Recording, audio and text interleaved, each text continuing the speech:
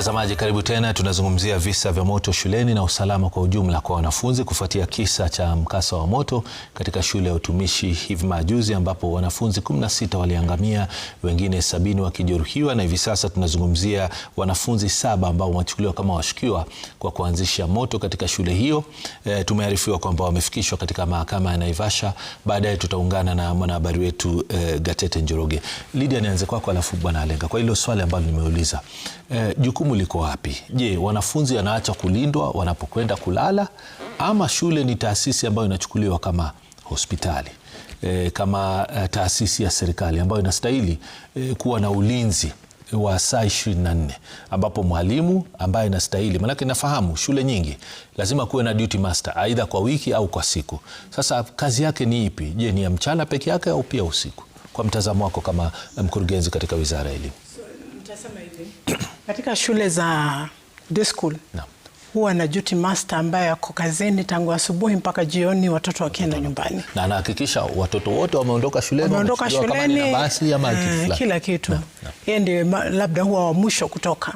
Katika shule za malazi kuna walimu ambao wako on duty mchana, kuna wengine zamu yao ni usiku. Katika hii shule ya utumishi kulikuwa na mwalimu, kuna walimu wanakaa mpaka preps ziishe, ambao ni kama saa 3:30 saa 4, kisha wanaondoka. Na ni kwa nini wanaondoka? Ni kwa sababu ile shule ina ulinzi mkali.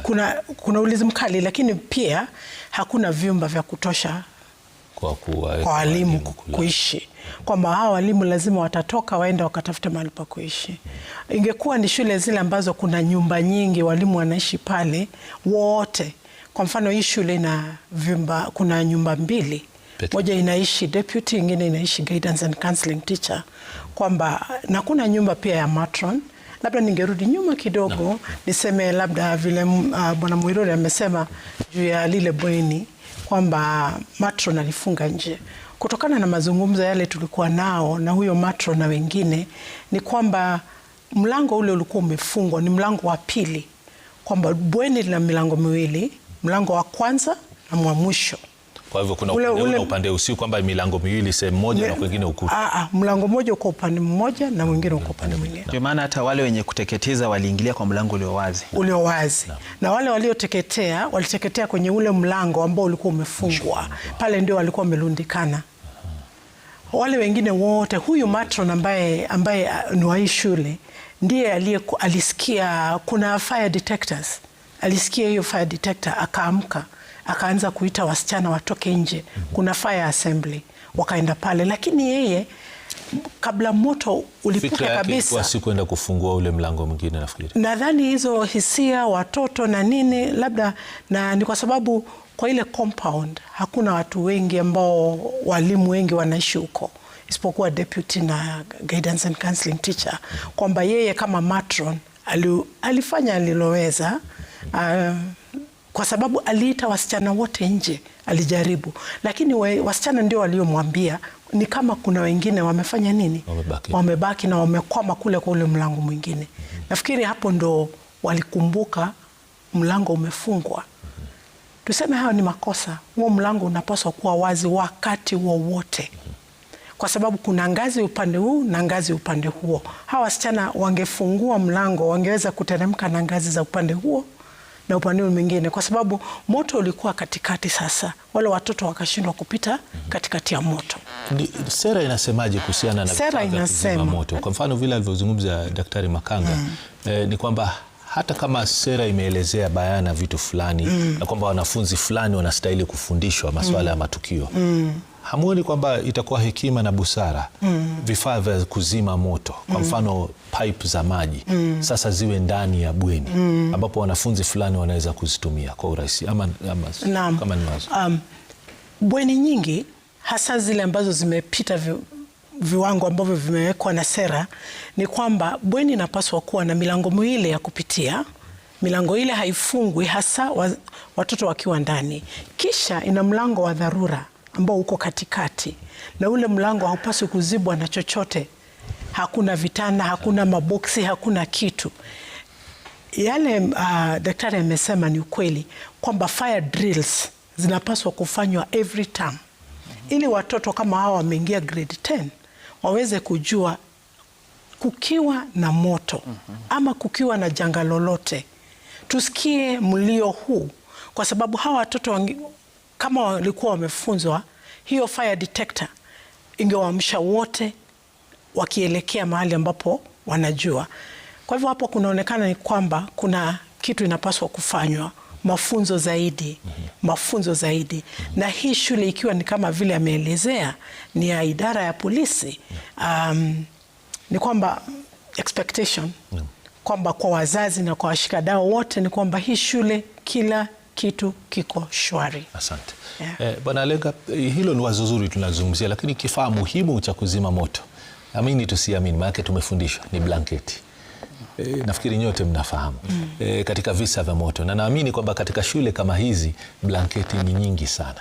Sasa inaonyesha kwamba kuna utepetevu katika kuwafundisha wanafunzi katika kutumia vifaa hivi, kama alivyosema daktari na vile vile Lydia kuungama kwamba kuna uwezekano kwamba wanafunzi hawajafahamishwa. Siwezi kuwalaumu, katika hali ya dharura saa nyingine mtu anaweza kuchanganyikiwa, lakini unahisi kwamba hiyo pia ingeweza kutumika katika kusaidia kuzuia maafa na kuangamia kwa wanafunzi wengi. Laiti wangekuwa wamepata mafunzo na uzoefu. Na saa nyingine drills zinaweza kufanya usiku kwa sababu matukio mengi yanafanyika usiku. Nafikiri jambo ambalo linachangia sana ni kwa sababu huwa tunaangalia shule za wasichana kama sio zile ambazo ziko miongoni mwa shule ambazo zinaweza kuwa na matata kama haya. Wakati mwingine tunafikiria labda ni shule za vijana ambako kunaweza kutokezea visa kama hivi. Basi ile fikra unakuwa umejiandaa, hapa ni wasichana wapo, hawana mambo mengi. Lakini sasa tunaanza kuona labda kuanzia kile kisa cha Moi Girls Nairobi na hiki pia tunaanza kuona pia huko lazima kuangaliwe. Basi nafikiri ni hayo mapuuza ambayo yamekuwepo kwa kudhania kwamba labda wale vijana ndio wale wavulana ndio wana mambo mengi. Nafikiri pia mafunzo hayo ya dharura ni muhimu sana, lakini kama tulivyosema hapo awali, hata haya mafunzo yakiwa, wakati ambapo mkasa umetokea mtu huwa hafikiri sana, lakini kama kungekuwa na miundo msingi ile ya kuweza kuzima moto kivyake kama zile water hydrants, zile smoke detectors, basi labda ingesaidia kwa mapema watu wakajua kwamba si kuzuri. Lakini nafikiri pia jambo lingine la kuzungumzia ambalo ni la muhimu sana na pia la kimsingi tu ni kwamba pawe na jinsi ambavyo wanafunzi wanaweza kuzungumza na shule. Manake kama wanafunzi wanaweza kuwa na visababu vidogo vidogo ambavyo havina maana, lakini vinapojijenga vinakuja vinakuwa sababu kubwa. Basi kukiwa na ile misingi ambayo labda shule inaweza kuwa inawasiliana moja kwa moja na wanafunzi. Niseme tu mfano, shule nilisoma shule ya wavulana ya Chavakali, kulikuwa na mikutano siku ya Jumanne kulikuwa na mkutano wa madarasa. Kila darasa linakuwa na mkutano wake, na kwa kila darasa kulikuwa na class prefect, class secretary na academic chairman. Ule class secretary ambao ni wanafunzi au inahusisha wanafunzi, mambo yake yalikuwa tu kuandika shida ambazo wanafunzi wanazo. Basi unaongea ikutoke. Yeye anaandika kila kitu jinsi ilivyo, na madarasa yote yanakusanya yale makaratasi yanapelekwa. Basi katika yale makaratasi wanasoma kuangalia gani ni hoja ambazo zina umuhimu sana za kuzungumzia. Basi na siku ya Jumatano basi tulikuwa na assembly ambayo ilikuwa inafanyika kwenye dining hall. Yale mambo ambayo mliongeleea Jumanne yanaongelewa sasa pale kwa ujumla. Na pia tunakuwa na mkutano mwingine Alhamisi wa mabweni. Huo ulikuwa unafanyika katika mabweni. Basi mnazungumzia kila kitu ambacho kinawasumbua kule kwa mabweni. Kwa ile assembly ya Ijumaa, yale mambo ambayo yalisemwa katika mabweni Alhamisi yanaongelewa pale kwenye assembly. Alafu pia hiyo Ijumaa usiku kunakuwa na mkutano mwingine katika mabweni. Basi yale ambayo yatazungumzwa huo usiku wa Ijumaa ndio yatakayozungumzwa katika assembly ya Jumatatu. Basi hali hiyo nafikiri ilifanya tukawa katika hali ambayo tuliweza kuona ni kama tunajibiwa moja kwa moja. Tukiwa na malalamishi yanasemwa tunajibiwa. Maanake kama mwanafunzi unakaa pale unasikia mwalimu mkuu anasoma, unasema hiyo ilikuwa hoja yangu. basi unaridhishwa. Nafikiri kwa hayo mambo, kwa miaka 4 ambayo nilikuwa kule, hakukuwa tena majaribio ya kuwahi kufanya chochote katika ile shule. Manake tulihisi kwamba japo shule si mahali paraha, lakini tuliona kwamba tunasikizwa. Asante sana. Bwana Mwiruri, umemsikiza Bwana Alenga, na nafikiri ni jambo muhimu. Wanafunzi wa sasa si kama wanafunzi wa zamani, miaka hiyo ambapo pengine mwalimu alikuwa anakueleza kitu unatii, unafanya. Siku hizi wanafunzi wanapenda kujieleza. Sijui kwa mtazamo wako kama hii shule ilikuwa na desturi ya kuwasikiza wanafunzi, kwa sababu ikiwa sababu hizo wamezitoa 3 ambazo ni sababu ambazo hazina msingi, kwamba mitihani imebadilishwa tarehe ya kufanya mitihani, kwamba wanafunzi wamelazimika kulipa fedha fulani kwa sababu ya shughuli za kitamaduni, na kwamba shule jirani imefungwa kwa sababu wanafunzi wamegoma. Sidhani kama ni sababu zozote za kupelekea wanafunzi kufanya hivyo, lakini swali nataka kuuliza ni kama wazazi, mnahisi aidha wanafunzi walikuwa wamepuuzwa katika masuala yanayochipuka ama walikuwa na nafasi ya kujieleza? Naam, wanafunzi hawakuwa wametuambia ama wametupia sababu zenye zinaleta mvurutano katikati yao na walimu ama system ya shule. So sisi kama wazazi tunaamini kama kuna issue ilikuwa inaendelea kwa shule, haikuwa issue kubwa vile yenye sababu kama wanafunzi hawajatueleza kuna issue inaendelea. Sisi kama wazazi tunaamini kila kitu ilikuwa shwari pale. So sisi tuko na issue yenye tulikuwa tumeelezewa na watoto. So tunaamini kila kitu ilikuwa shwari pale kwa ile shule, na kama kuna kitu maybe ilikuwa inaendelea pale katikati ya wanafunzi na walimu, sisi kama wazazi hatukuwa na habari ya hiyo. Kwa hivyo kwa maoni yako kulikuwa na uwazi? Kulikuwa tu na uwazi, sababu wanafunzi ni watoto wetu, na sisi kama wazazi we are very open to our kids, na kama mtoto hajakwambia dadi ama mama kuna mambo inaendelea, so sisi tunaamini kila kitu ilikuwa sawa. Pengine niulize swali hili ambalo kwangu mimi kama mzazi na mtu binafsi tu linanikera, kwa sababu wakati matukio haya yanapotokea, wazazi ambao ni wahusika kwa sababu ya wanafunzi wao, kwa sababu hawa wazazi pia ni wahusika, mara nyingi hujificha. Hawataki kutambulika, hawataki kuonana, hawataki hata kutoa pole. Kwa bahati mbaya ni wazazi ambao, au nzuri, ni wazazi ambao mmejumuika nao katika mikutano ya shule na kadhalika. Je, kuna yoyote yamewahi kuwafikia mpaka muda huu kusema pole, hatukutarajia watoto wetu watafanya jambo hili, je tuwasaidie vipi, tunalichukulia jambo hili kwa uzito na kadhalika? Kuna wazazi ambao watoto wao hawa 7 wamehusika, wamejitokeza angalau hata kama si mbele ya umma, hata kwa nyie tu wazazi kuzungumza naye, kwa sababu wazazi najua mko kwenye WhatsApp group siku hizi. Kama wazazi kuna yote yamejitokeza? Na kwangu kuna wenye nimeongea nao na wanatuomba msamaha, lakini tumewaambia as much as mnatuomba msamaha, msamaha haitoshi, sababu najua kuna asasi za serikali zenye zinahusika na mambo na uchunguzi. Kuna ile ratiba yenye serikali pia imeweka, sheria zenye zinapaswa kufuatwa kwa shule, kwa watoto, kwa ulezi, sisi kama wazazi. Na kama mtoto amepatikana kwa hatia, as much as wewe kama mzazi mwenzangu unanipea pole, utanipea yule mtoto wangu. Mtoto wako amenichomea mtoto yangu, na mimi kitu mimi nataka ni haki. Tufuate sheria venye iko.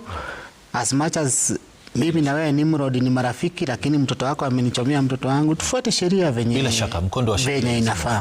Lakini mmelichukuliaje jambo hilo kwa wao kuwafikia? Mmelichukulia kwa uzito wa aina gani? Tulichukulia kwa huzuni, sababu bila shaka hawa ni watoto wenye hawana nidhamu. Sisi ni wazazi ambao struggle na hawa watoto wetu.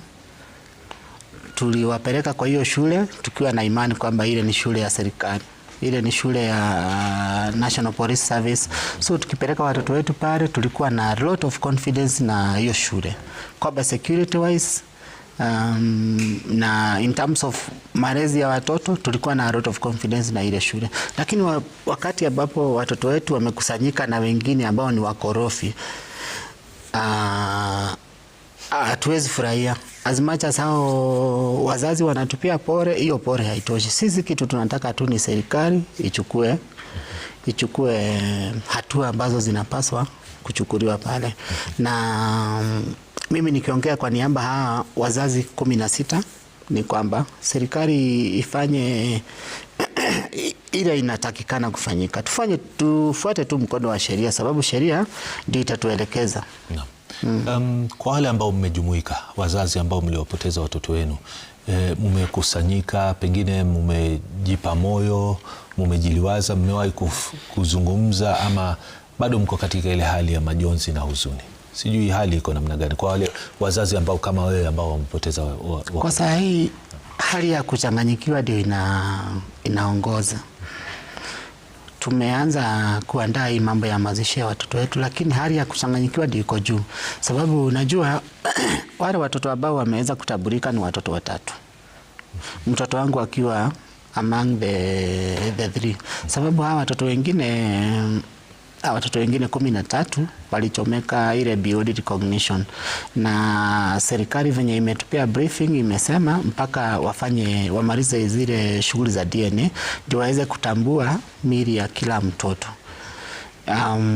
Mimi kama baba Nicole tumeweza kutambua mwili ya Nicole, sababu Nicole pia hakuwa among wale walichomeka sana, na wazazi wengine 2.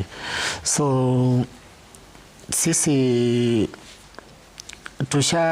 tushakubali hiyo, na ile kitu tunangoja na shughuli zote tunangoja serikali itupe mwelekeo kwa saa hizi. So hatuwezi amua tunafanya mambo aje mpaka serikali iamue, sababu walisema mpango yote inafanyika, inaanza kupangwa kufanyika after the results hawa watoto wengine 13. Na bila shaka kama utaratibu nafikiri kwamba ni kwamba itakuwa vyema hata kwa nyinyi wazazi kusubiri zaidi, kwa sababu pengine kuna maandalizi ya kufanya ibada ya misa kwa pamoja na kadhalika. Kwa hivyo nafikiri pia ni majonzi zaidi kujua kwamba itachukua muda zaidi kabla ya kufikia wakati huo, lakini tunaomba subra kwa nyinyi wazazi. Mtazamaji, bado tunaendelea na mazungumzo yetu, usiondoke hapo ulipo, tunakwenda mapumzikoni kidogo. Tutazungumza mengi kuhusiana na suluhu ipatikane vipi, hasa inapotokea kwamba wanafunzi ndio wenye kukosa nidhamu. Tusahau pengine hitilafu za umeme au matukio ya dharura yanayotokea katika shule, lakini inapotokea kwamba wanafunzi wenyewe wanachukua jukumu la kuwa wahalifu, hatua ya kufuata ni ipi kulingana na mtazamo wa wizara, kulingana na mtaalamu masuala ya usalama na vile vile kwa wazazi? Hayo ndio masuala tutataka tubadilishe kuzungumzia tunaporejea.